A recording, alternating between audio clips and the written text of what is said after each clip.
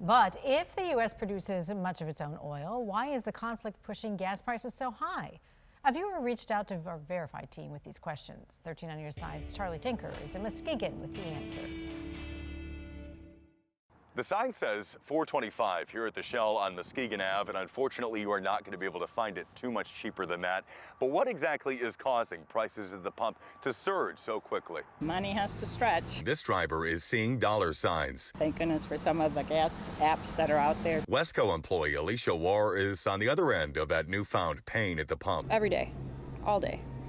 We get complaints nonstop. And everybody seems to have their own theory over what's behind the peaking prices. That's all I hear is politics stuff. Viewer Brian from Muskegon wrote, quote, "We are being told gas prices are rising because of the war in Ukraine. I believe this is not true because overall the U.S. consumes very little Russian oil, according to the American Fuel and Petrochemical Manufacturers Trade Association. So let's verify. Does the U.S. import very little oil from Russia? Our sources, the U.S. Energy Information Administration and Adrian Woodland of AAA Michigan.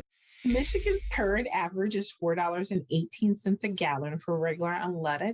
That is up 61 cents compared to this time last week. At that pace, Michigan may clinch a new record this week.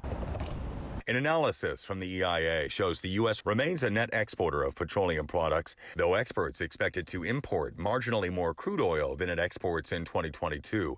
Even so, American companies still have an output of more than 11 million barrels per day, easily churning out more gas than anyone on Earth, period.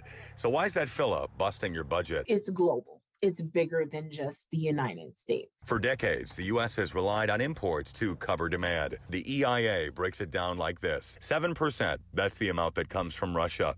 But it's key to remember the price is based on global supply, and a full 12% of that is Russian-made gas. As the conflict continues, the oil markets will likely respond by increasing the price of crude oil. It is certainly affecting the crude oil market here in the United States.